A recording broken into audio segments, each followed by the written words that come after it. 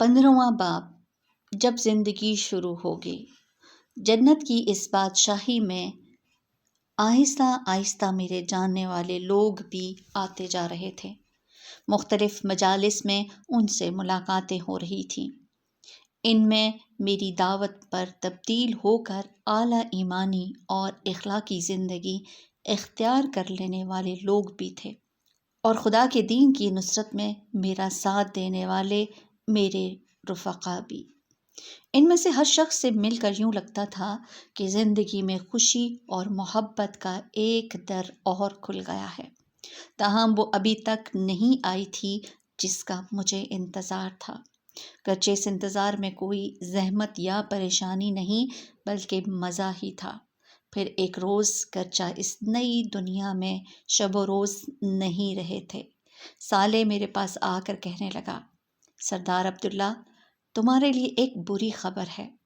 مجھے حیرت ہوئی کہ اب جنت میں مجھے یہ کیا بری خبر سنائے گا، تاہم اس کا لہجہ ایسا تھا کہ میں پوچھنے پر مجبور ہو گیا، کیوں بھائی، یہاں کیا بری خبر ہو سکتی ہے؟ سردار عبداللہ، بری خبر یہ ہے کہ تمہارے عیش کرنے کے دن ختم ہو گئے۔ تم نے نائمہ کے پیچھے آزادی کے بہت دن دیکھ لیے، اب تمہاری نگرانی کے لیے نائمہ خود آ رہی ہے۔ کیا سچ؟ میں نے شدت جذبات سے مغلوب ہو کر سالے کو گلے لگاتے ہوئے کہا۔ اور کیا میں جھوٹ بولوں گا؟ پھر میرے سر کو سہلاتے ہوئے بولا، مجھے چھوڑ دو، میں نے نائمہ کے آنے کی خوشخبری دی ہے، مگر میں خود نائمہ نہیں ہوں۔ تم ہو بھی نہیں سکتے، میں نے اسے چھوڑتے ہوئے کہا۔ لیکن یہ بتاؤ کہ اتنی اچھی خبر تم مجھے دھمکی کے انداز میں کیوں سنا رہے ہو؟ ویسے تمہیں نائمہ سے اگر یہی توقع ہے تو مجھے یقین ہے کہ تمہیں بہت مایوسی ہوگی۔ خیر چھوڑو ان باتوں کو، میں نائمہ کے آنے پر اسے ایک بہترین تحفہ دینا چاہتا ہوں۔ کیا تحفہ دینا چاہتے ہو؟ ایک بہترین گھر۔ بھائی، تمہارے پاس تمہارا گھر ہے اور اس کے پاس اس کا اپنا گھر ہوگا۔ اب اس نئی دنیا میں خاندانی نظام تو ہوگا نہیں کہ گھر دینا تمہاری ذمہ داری ہو، نہ اسے تمہارے بچوں کو گھر بیٹھ کر پالنا ہے۔ پھر ایک نیا گھر کیوں بناتے ہو؟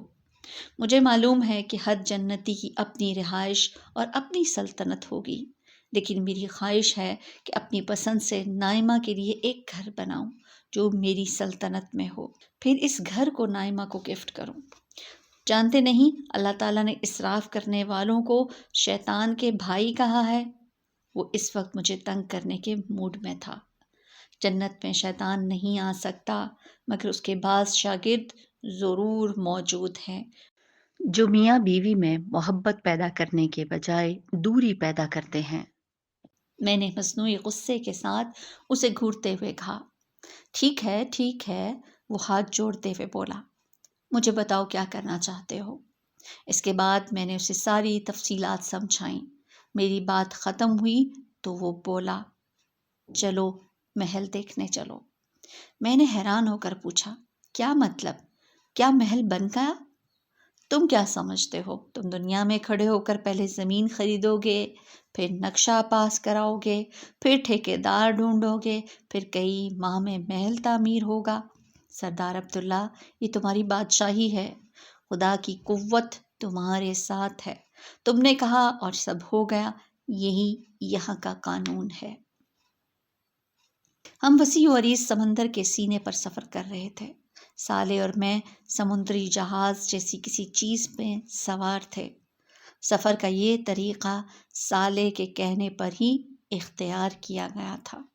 بقول اس کے جنت میں جتنا خوشگوار منزل پر پہنچنا ہوتا ہے، اتنا ہی مزیدار وہاں تک پہنچنے کا راستہ ہوتا ہے۔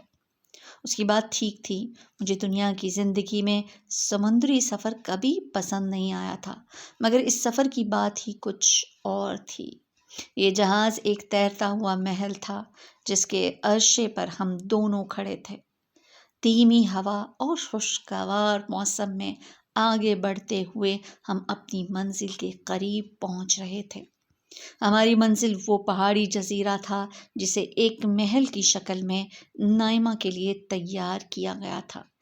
یہ محل بالکل ویسا ہی تھا جیسا میں سالے کو بتا رہا تھا، بیچ سمندر میں ایک بہت بڑا جزیرہ جہاں سرسبز پہاڑ، دریا، ندیاں، آبشاریں، سمندر کے ساتھ چلنے والے پہاڑی راستے، گھاس کے بڑے میدان اور ان سب کے درمیان ایک گھر جس کا فرش شفاف ہیرے کا بنا ہوا، ایسا فرش جو ہیرے کی طرح چمکدار اور شیشے کی طرح شفاف ہو، اتنا شفاف کہ اس کے نیچے بنے حوضوں میں بہتا پانی اور ان میں تیرتی رنگ برنگی مچھلیاں صاف نظر آئیں، جس کی دیواریں شفاف چاندی کی بنی ہوئی، جن سے باہر کا ہر منظر نظر آئے، اور جس کی بلند و بالا چھت سونے کی ہو اور چھت پر موتی، جواہرات اور قیمتی پتھر جڑے ہوں۔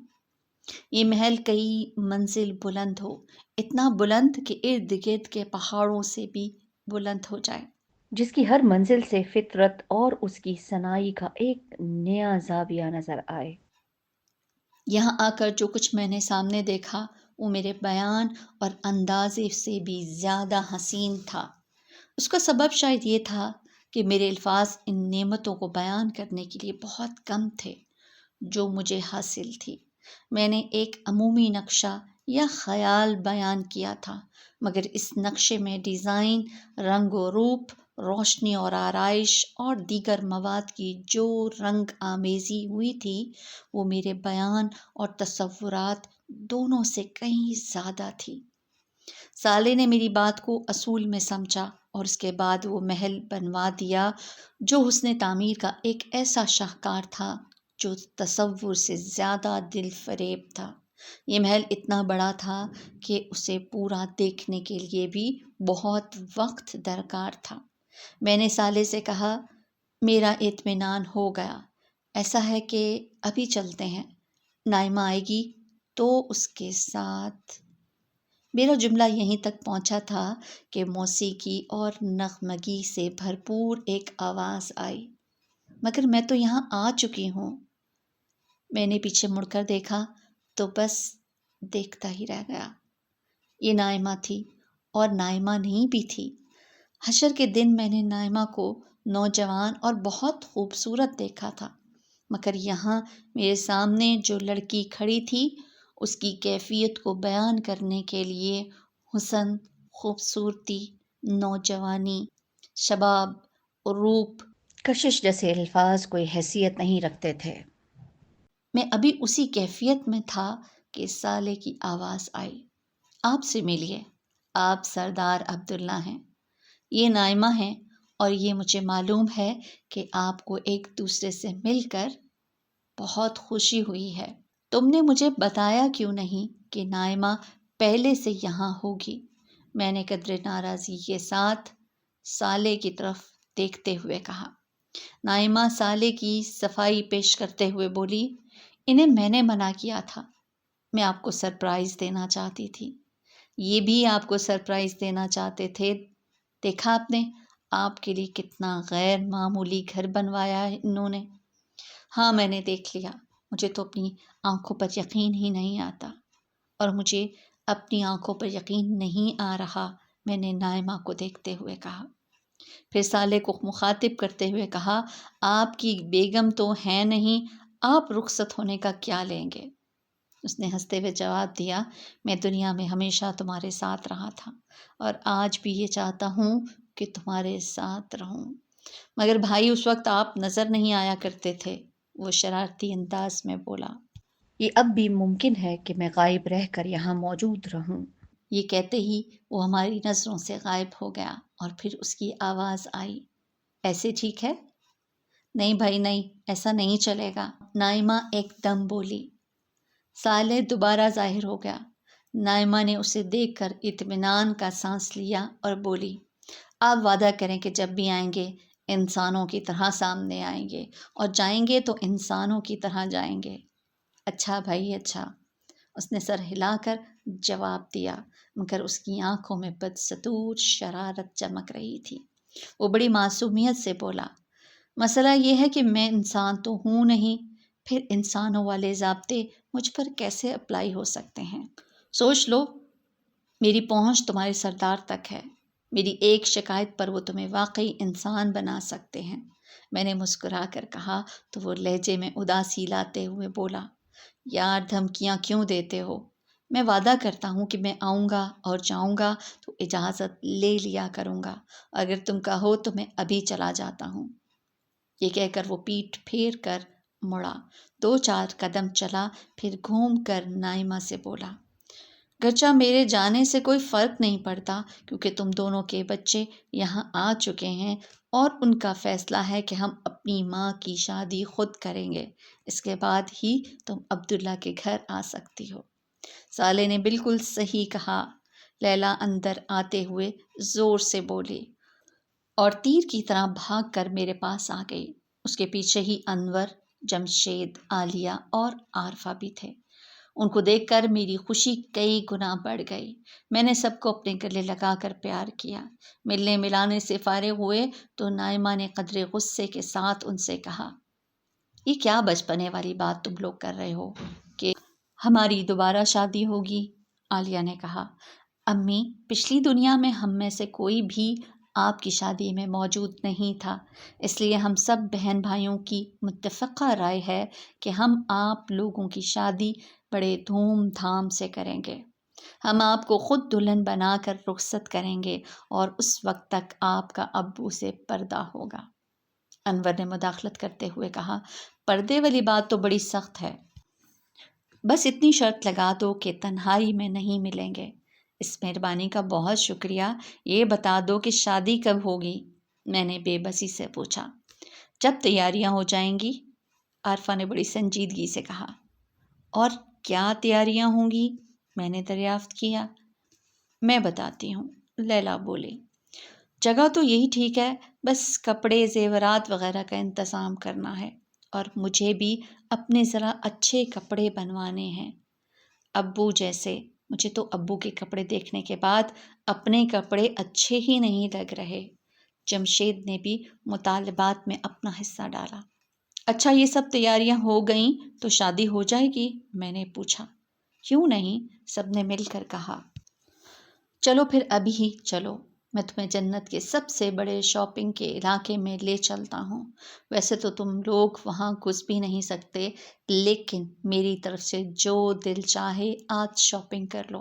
اس پر سارے بچوں نے خوشی کا ایک نعرہ لگایا، پھر ہم شاپنگ کے لیے روانہ ہو گئے۔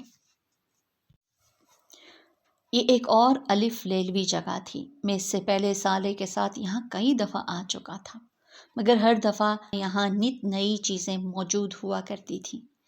اس جگہ کے لیے شاپنگ سینٹر یا بازار جیسی اصطلاحات قطعاً غیر مناسب تھیں۔ یہ سینکڑوں میل تک پھیلا ہوا ایک علاقہ تھا جو رنگ و نور کے سیلاب سے روشن تھا۔ یہاں رات کا وقت ہی طاری رہا کرتا تھا۔ کھانے پینے، پہننے اور برتنے کی یہاں اتنی اشیاء تھیں کہ ان کی تعداد تو دور کی بات ہے، ان کی مختلف اقسام اور ورائٹی ہی کروڑوں کی تعداد میں تھی۔ ہر جگہ یہاں فرشتے تعینات تھے۔ لوگ ڈسپلے سے چیزیں پسند کر لیتے اور پھر فرشتوں کو نوٹ کرا دیتے، جس کے بعد یہ چیزیں لوگوں کے گھروں میں پہنچا دی جاتی۔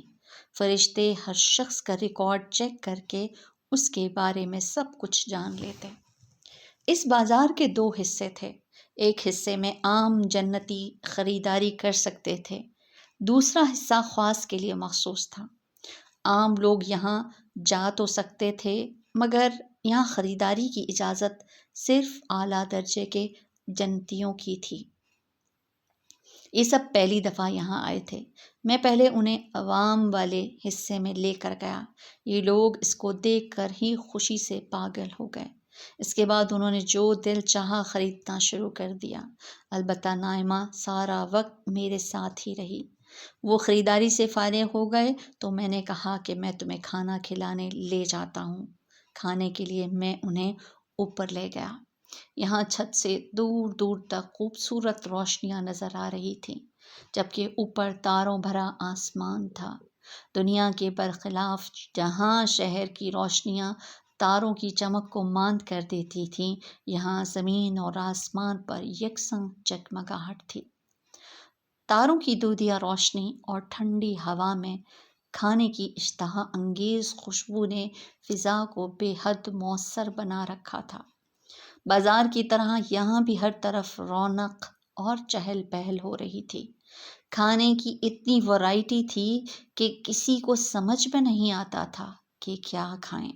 جو چیز لیتے وہ اتنی لذیذ ہوتی کہ چھوڑنے کا دل ہی نہیں چاہتا تھا۔ مگر شکر خدا کا کہ یہاں پیٹ بھرنے کا کوئی مسئلہ نہیں تھا، جس کی بنا پر جب تک دل چاہتا رہا ہم لوگ بیٹھ کر کھاتے رہے۔ واپسی پر میں جان بوجھ کر ان لوگوں کو بازار کے اس علاقے سے لے کر گیا جہاں صرف اعلیٰ درجے کے جنتی خریداری کر سکتے تھے۔ اسے دیکھ کر ان لوگوں کی آنکھیں پھٹ گئیں۔ جمشید نے کہا، یہ بھی شاپنگ سینٹر کا حصہ ہے؟ ہاں، یہ بھی شاپنگ کا علاقہ ہے، میں نے جواب دیا۔ میری بات پوری طرح سنے بغیر ہی یہ سب لوگ شاپنگ کے لیے بکھر گئے۔ میرے ساتھ صرف نائمہ ہی رہ گئی۔ کیوں، تم کچھ نہیں خریدو گی؟ پہلے بھی تم نے کچھ نہیں لیا اور اب بھی یہیں کھڑی ہو۔ میری بات سن کر نائمہ دھیرے سے مسکرا کر بولی، میرے لیے سب سے زیادہ قیمتی چیز آپ کا ساتھ ہے۔ یہ انمول چیز آپ کے قرب کے سوا کہیں اور نہیں ملے گی۔ یہ کہتے ہوئے نائمہ کا روشن چہرہ اور روشن ہو گیا۔ ہم دونوں ایک جگہ ٹھہر کر خواب و خیال سے زیادہ حسین اس جگہ اور اس کے ماحول کو انجوائے کرنے لگے۔ وسیع و عریض رقبے پر پھیلا ہوا یہ بازار اپنے اندر ہر قسم کی دکانیں لیے ہوئے تھا۔ ملبوسات، فیشن، جوتے، آرائش، تحائف اور نہ جانے کتنی ہی دیگر چیزوں کی دکانیں یہاں تھیں۔ ہر دکان اتنی بڑی تھی کہ کئی گھنٹوں میں بھی نہیں دیکھی جا سکتی تھی۔ دنیا کا بڑے سے بڑا شاپنگ سینٹر بھی ان دکانوں کے سامنے کچھ نہ تھا۔ لیکن یہاں کی اصل کشش یہ دکانیں نہیں بلکہ وہ مسحور کن ماحول تھا جو ہر سو چھایا ہوا تھا۔ دل و دماغ کو اپنی طرف کھینچتی چیزوں سے بھری دکانیں، ان میں جگمگ جگمگ کرتی روشنیاں، معطر فضا، خنک ہوا، دھیمی دھیمی موسیقی، خوبصورت فوارے، رنگ و نور کی ہزارہ صنائیاں، طرح طرح کے دیگر ڈیزائنز، دلکش مناظر اور حسین ترین لوگوں کی چہل پہل، سب مل کر ایک انتہائی متاثر کن ماحول پیدا کر رہے تھے۔ یہاں کا ماحول آنے والوں کی دیکھنے، سننے، سونگھنے اور دوسری ہر اس قوت پر جس سے اس کا ذہن کوئی تاثر قبول کرتا ہے اس طرح حملہ کر رہا تھا کہ اسے گنگ کر دیتا۔ دوسروں کے لیے یہ جگہ خریداری کی جگہ تھی، جبکہ میرے لیے یہ ذوق جمال کی تسکین کا ایک اعلیٰ ذریعہ تھی۔ مگر اس وقت تو نائمہ کے قرب نے یہاں کے ہر رنگ کو میری نظر میں پھیکا کر دیا تھا۔ لیکن ہماری تنہائی کے لمحات بہت مختصر رہے، کیونکہ تھوڑی ہی دیر میں لیلا لوٹ آئی اور کہنے لگی، ابو، وہ جو ہیروں کا تاج ہے مجھ پر کیسا لگے گا؟ بہت پیارا لگے گا، مگر ابو یہ لوگ کہہ رہے ہیں کہ آپ اسے خرید نہیں سکتے۔ اچھا، میں نے اتنا ہی کہا تھا کہ باقی لوگ بھی منہ لٹکائے لوٹ آئے۔ انور نے کہا، ابو چلیں، یہاں زیادہ اچھی چیزیں نہیں ہیں۔ دوسرے الفاظ میں، انگور کھٹے ہیں۔ نائمہ ہنستے ہوئے بولی، نہیں، یہ انگور اتنے کھٹے بھی نہیں ہیں، چلو میرے ساتھ۔ میں ان سب کو لے کر اس جگہ گیا جہاں فرشتہ موجود تھا۔ میں نے اس سے کہا، میرا نام عبداللہ ہے، یہ میرے بیوی بچے ہیں، انہیں جو چاہیے آپ دے دیجئے۔ فرشتے نے مسکراتے ہوئے کہا، سردار عبداللہ، میں معذرت چاہتا ہوں، آپ کو خود آنے کی زحمت کرنی پڑی۔ انہیں جو چاہیے یہ لوگ لے سکتے ہیں۔ ان سب کا چہرہ خوشی سے دمک اٹھا اور یہ لوگ ایک دفعہ پھر خریداری مشن پر نکل کھڑے ہوئے۔